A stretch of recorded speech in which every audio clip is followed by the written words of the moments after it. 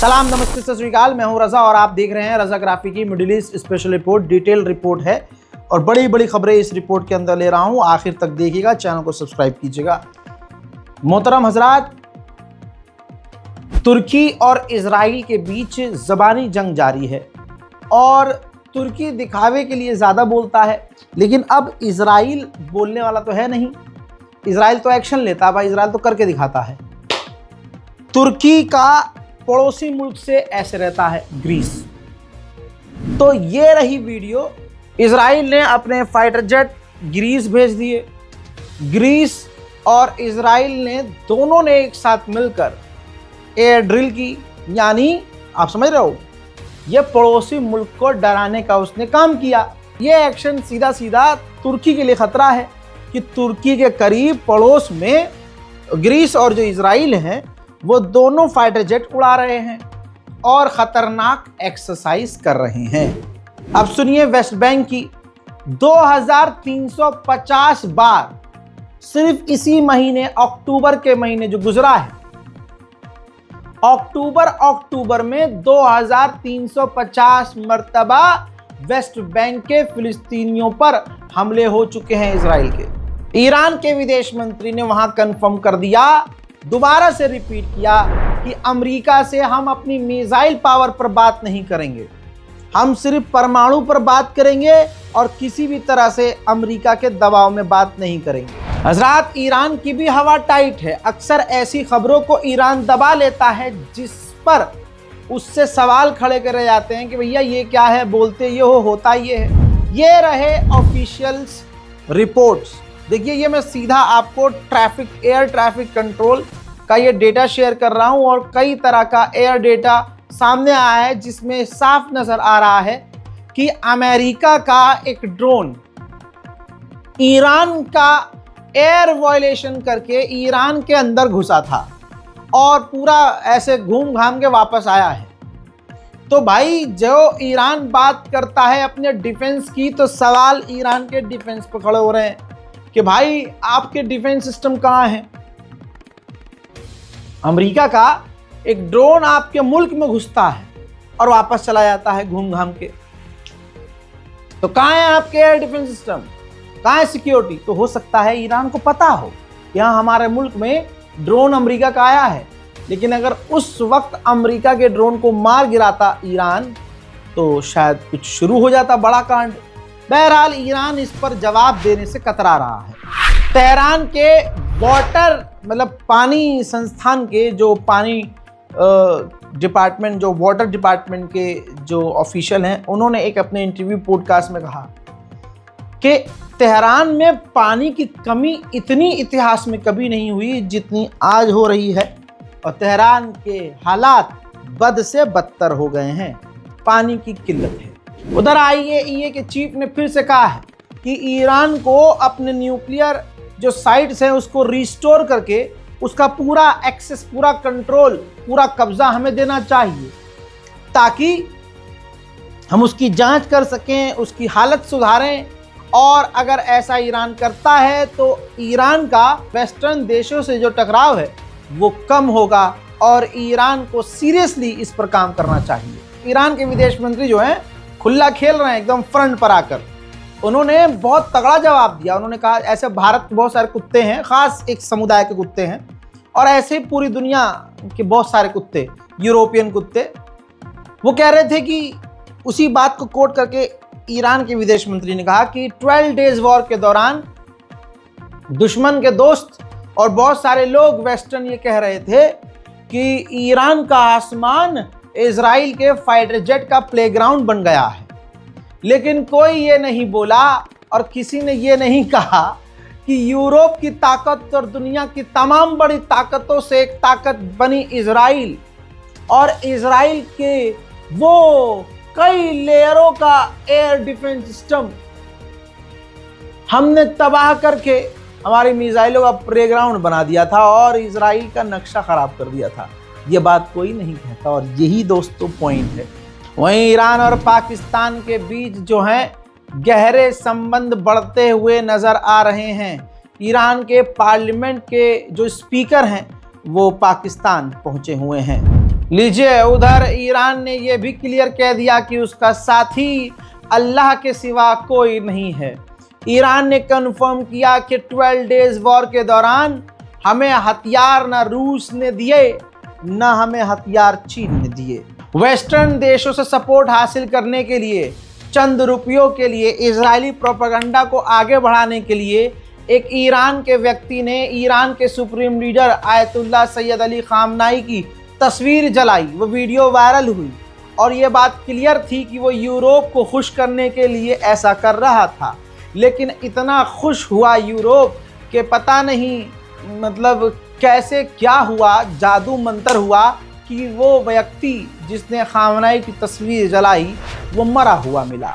Iran के राष्ट्रपति और फ्रांस के राष्ट्रपति ने फ़ोन पर बात की है और ईरान ने कहा है कि यूरोप और अमेरिका को सही लहजे में बात करनी चाहिए और जो नाजायज़ वो डिमांड ईरान से कर रहा है, जिससे तकरार बढ़ रही है, समझदारी के साथ उस मांगों को बंद कर देना चाहिए। हजरात, जो इससे पहले पॉप फ्रांसिस थे, जो ईसाइयों के सबसे बड़े धर्मगुरु थे, वो खुल्लम खुल्ला इजराइल के खिलाफ बोलते थे।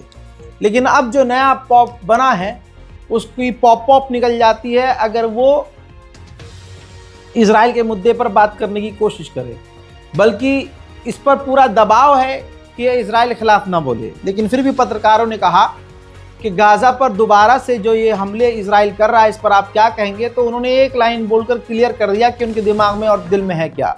उन्होंने कहा कि इजराइल कहता कुछ और है और करता कुछ और है। बस ये एक लाइन उन्होंने कहकर ये क्लियर संदेश दे दिया कि वो दबाव में है और वो इजराइल को लेकर क्या सोचते हैं। Ma grazie a Dio, almeno diciamo la prima fase dell'accordo di pace ancora va avanti, è molto fragile, lei ha ragione, bisogna cercare come passare alla seconda fase, vedere il tema del governo, come si può garantire diciamo, i diritti di tutti i popoli. Il tema dei Cisgiordania, queste colonne è veramente è complesso. Israele aveva detto una cosa, poi si fa un'altra qualche volta. Vogliamo cercare di lavorare in...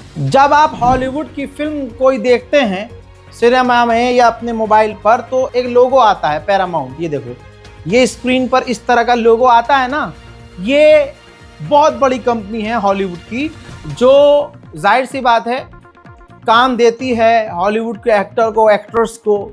अब कुछ दिन पहले मैंने आपको बताया था कि 5000 से ज़्यादा हॉलीवुड के टॉप एक्टरों ने, यहाँ तक कि जो नया वाला 2025 का सुपरमैन है वो एक्टर भी इस ग्रुप में शामिल होता है।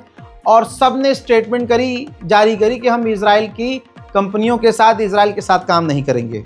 अब ये पैरामाउंट जो हॉलीवुड की कंपनी है, इसने एक लिस्ट बनाई है, उसमें बहुत बड़े बड़े एक्टर और एक्ट्रेस का नाम डाल दिया है कि हम इन एक्टर्स के साथ काम नहीं करेंगे, ये यहूदियों के खिलाफ है। अब पीछे आपको पता है लॉबी किसकी है, पीछे सबसे ऊपर इजराइल ही बैठा है, तो ये तो होना ही था। लेकिन फिर भी कोई एक्टर हॉलीवुड का और एक्ट्रेस हॉलीवुड की इजराइल और इस कंपनी के आगे झुकी नहीं है। हमारे यहाँ जो 3 हिजड़े खान हैं, बस भाई मुझे शाहरुख बहुत पसंद है, लेकिन जहाँ बात ईमान की और इंसानियत किया जाए और इंसानियत के लिए वो खड़ा ना हो, तो फिर चाहे वो मेरा फेवरेट क्यों ना हो, मेरे मुंह से आगे बढ़ते हैं। हजरात, हालात बिगड़ते जा रहे हैं। इजराइल गाज़ा पर हमले बंद करेगा ऐसा नामुमकिन सा लग रहा है। अमेरिका और इजराइल मिलकर पूरी दुनिया को धोखा दे रहे हैं। अमेरिका और इजराइल इलाके के लिए ईरान को ख़तरा बताते हैं, लेकिन पूरी दुनिया के लिए ख़तरा अमेरिका है और मिडिल ईस्ट के लिए ख़तरा इजराइल है। आज ये बच्चे को समझ में आ रहा है। हजरात, आपको अगर ऐसा लगता है कि अमेरिका के हालात ठीक हैं और अमेरिका में नफ़रत नहीं है, अमेरिका में जितनी नफ़रत है उतनी भारत में भी नहीं है। ज़ोहरान ममदानी तमाम के तमाम प्रोपेगेंडे के बाद जीत गए हैं न्यूयॉर्क के, अब वो मेयर बन गए हैं। भारत में प्रोपेगेंडा चलाया, हिंदुओं ने प्रोपेगेंडा चलाया कि अगर ये हिंदू और अमेरिका के जो ट्रंप वाले हैं, क्योंकि भाई ताऊ माना था ना, हिंदुओं ने ताऊ बना दिया था उसे अपना, ट्रम्प को। बहरहाल खूब नफरत फैलाई, जैसे भारत में इस्लाम के खिलाफ नफरत फैलाई जा रही है मुसलमानों के खिलाफ, वैसे ही अमेरिका ने, मतलब जहां ज़ोहरान ममदानी के लिए कहा गया था कि 1% जीतने के चांस हैं, आज वो ममदानी जीत गए। और ऐसा जीते, और जीतने के बाद उन्होंने धूम गाना बजाया, वो तमाम वीडियो वायरल हैं, और इंडियन सॉन्ग बजाया। और जीत के बाद जो पहली स्पीच दी उसमें पंडित जवाहरलाल नेहरू का जिक्र किया। अब सीने पे सांप तो मोदी जी के लौटेगा ना, ऐसे कैसे? भले ही वो बिहार चुनाव में अभी वोट चोरी करने में बिजी हैं, लेकिन दोस्तों यहाँ तो सांप लौटेगा ही खास समुदाय के खास लोगों को। बहरहाल कहने का मतलब यह है कि तमाम विरोध के बावजूद ज़ोहरान ममदानी जीत गए हैं और ट्रंप के मुंह पर थूक दिया है। ये रहा डोनाल्ड ट्रंप की धमकी भरा ट्वीट जीत से पहले ही, यानी ज़ोहरान ममदानी की अभी जीत कन्फर्म नहीं हुई थी कि इस सफ़ेद सुअर ने ही अपने ही न्यूयॉर्क को धमकी दे दी थी कि अगर ज़ोहरान ममदानी जीता तो मैं न्यूयॉर्क की फंडिंग बंद कर दूंगा। लीजिए, अब तक ये भारत को धमकी दे रहा था, चीन को धमकी दे रहा था, हराम का पिल्ला, अब ये अपने ही एक स्टेट को धमकी दे रहा था। लेकिन इसके बावजूद दुनिया नहीं डरी, न्यूयॉर्क नहीं डरा, न्यूयॉर्क के लोग नहीं डरे, और आज न्यूयॉर्क के मेयर ज़ोहरान ममदानी बन गए। लेकिन मेरे दोस्तों, दुनिया की सबसे बड़ी लॉबी इजराइल की है। इजराइल के लिए ज़ोहरान ममदानी ठीक नहीं है। तो न्यूयॉर्क पोस्ट ने, न्यूयॉर्क के सबसे बड़े अखबार ने ममदानी का फ़ोटो एडिट करके उनको, मैं क्या कहूँ, आप देखिए, कम्युनिस्ट करार दे दिया है। लेकिन जिसको कम्युनिस्ट करार दिया है जिस अखबार ने न्यूयॉर्क के, उसी न्यूयॉर्क का मालिक अब यही ज़ोहरान ममदानी है। हज़रात, ज़ोहरान ममदानी ने जीत के बाद कहा, क्योंकि वो इमाइग्रेंट्स के खिलाफ बोलता है ना, पिंक सुअर जो है, तो उन्होंने कहा कि न्यूयॉर्क को इमाइग्रेंट्स ने बनाया, न्यूयॉर्क को इमाइग्रेंट्स ने संभाला, और आज लीडर भी न्यूयॉर्क का इमिग्रेंट है। यानी जो घुसपैठिए जिन्हें कहा जाता है, जो आए हैं विदेश से आके बसे हैं यहाँ पर, उनके खिलाफ ट्रंप बयान देता था। ज़ोहरान ममदानी ने तेल लगा कर ली है, देखिए। New York will remain a city of immigrants, a city built by immigrants, powered by immigrants, and as of tonight, led by an immigrant. हज़रात, ज़ोहरान ममदानी को पता था कि जिस तरह से हिंदुस्तान में मुसलमानों को टारगेट किया जाता है सिर्फ मुसलमान होने की वजह से, ऐसे ही मुझे अमेरिका में टारगेट किया जा रहा है मुसलमान होने की वजह से। तो उन्होंने अपनी पहचान नहीं छुपाई, उन्होंने साफ इस जीत के बाद कहा कि मैं डेमोक्रेट हूँ और मैं मुसलमान हूँ, मैं नहीं डरूंगा। After all, the conventional wisdom would tell you that I am far from the perfect candidate. I am young, despite my best efforts to grow older. I am Muslim. I am a democratic socialist. And most damning of all, I refuse to apologize for any of this. हज़रात, सन 1892 के बाद पहली बार New York का इतना नौजवान mayor कोई बना है, young mayor, जो अमेरिका से नहीं है, जिनके माता पिता गुजरात से हैं। इसीलिए भारत का एक तड़पता हुआ सीख कबाब जैसा तबका बिलका पड़ा है, क्योंकि ज़ोहरान ममदानी ने नेतन्याहू और मोदी को एक कटघरे में खड़ा किया और कई बार मोदी को भी वॉर क्रिमिनल कहा है। कहते हैं, उनका बयान यूट्यूब पर मौजूद है, कई बार ज़ोहरान ममदानी ने कहा है कि मेरे माता पिता गुजरात से और उनके साथ ऐसा व्यवहार किया गया, गुजरात की सरकार ने, उस वक्त की मोदी की सरकार ने जेनोसाइड किया और मुसलमान होना एक जुर्म है, ऐसा उन्होंने एहसास दिलाया। मेरे दोस्तों, ये उन लोगों की लिस्ट है, ये हिंदुस्तान के मुसलमानों के लिए, पूरी दुनिया के मुसलमानों के लिए एग्जाम्पल है। 26 बिलियनर्स थे, ऐसे बिलियनर्स, खरबपति लोग दुनिया के, जिन्होंने पैसा इसलिए खर्च किया कि ज़ोहरान ममदानी हार जाए, लेकिन अल्लाह ने ज़ोहरान ममदानी का ऐसा साथ दिया कि आज न्यूयॉर्क का मेयर ज़ोहरान है। ज़ोहरान को करना अब ये चाहिए कि इन तमाम लिस्ट में जो लोग हैं सबकी कंपनियों को चुन चुन के, भाई ताकत इस्तेमाल करो ना यार, चुन चुन के बैन करो, चुन चुन के बंद करो, इनको सड़क पर ले आओ ताकि पता चले कि जब भारत में बीजेपी अपनी ताकत का इस्तेमाल कर सकती है तो आप भी कर सकते हैं। हाँ, कैसे मारा है मैंने वहां से यहां, सुनिए तो सही। राहुल गांधी ने भारत में अभी एक दिन पहले बीजेपी का कच्चा चिट्ठा खोल दिया। मैं तो 2 साल से कहता आया हूं कि भाई बेकार है मेहनत करना, भारत में डेमोक्रेसी खत्म करके ऐलान करना चाहिए कि मोदी इस देश का राजा है। मोदी के बाद योगी राजा है, उसके बाद अमित शाह राजा है। ऐसे 150 सालों तक देश में यही तीनों राजा रहेंगे। अरे भाई हम हारा ही नहीं सकते। ब्राजील की एक्ट्रेस को भारतीय बताकर सैकड़ों मर्तबा उससे वोट डलवा दिया। मतलब इस लड़की का उससे कोई लेना देना नहीं, भारत से लेना देना नहीं।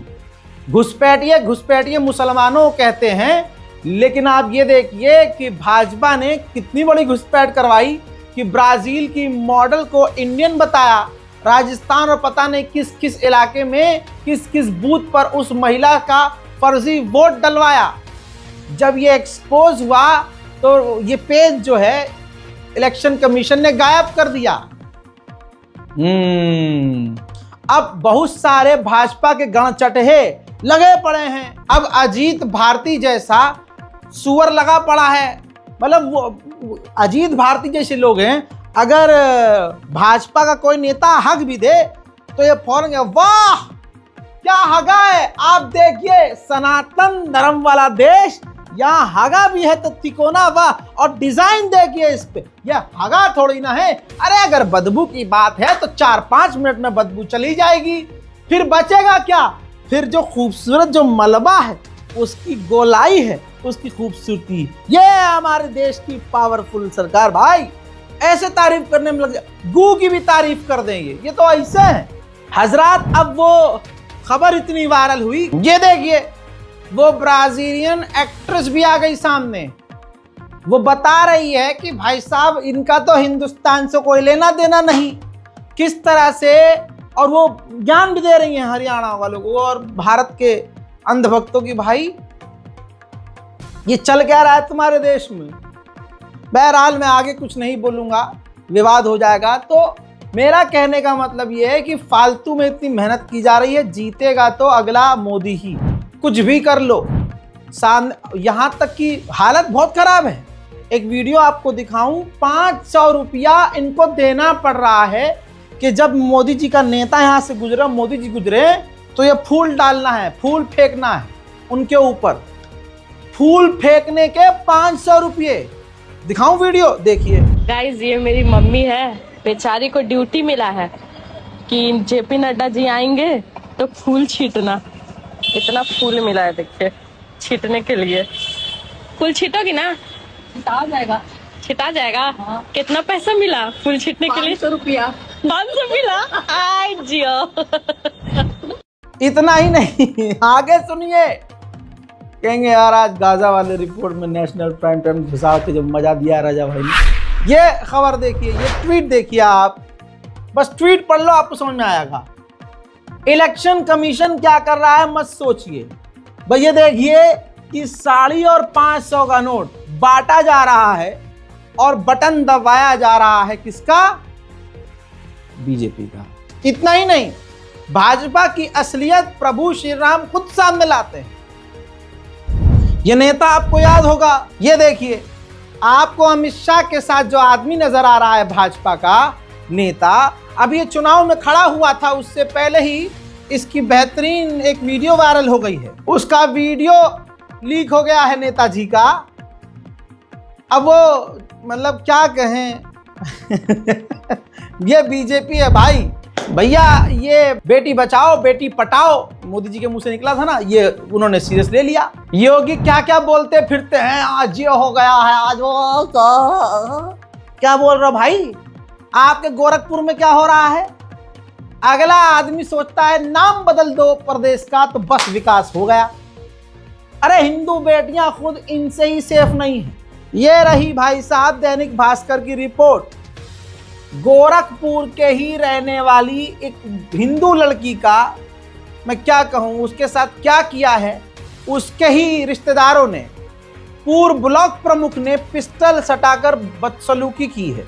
ये थोड़ा सा बयान सुन लीजिए आप। गंदी गंदी बातें करने के बाद उसने मुझे बिस्तर पे पटक के अपना कपड़ा निकाल लिया। कपड़ा निकालने के बाद वो पिस्टल निकाल के मेरे सिर पे रख दिया। मैं कहता हूं तो विवाद हो जाता है। अबे जिनके घर में माँ बहन नहीं है, उनको माँ बहनों की तकलीफ क्या ही पता चलेगी। जहर वाले बयान लेकिन देते रहेंगे। हजरात, इस रिपोर्ट को शेयर कीजिए। फिलहाल के इस अपडेट में इतना ही। जय हिंद।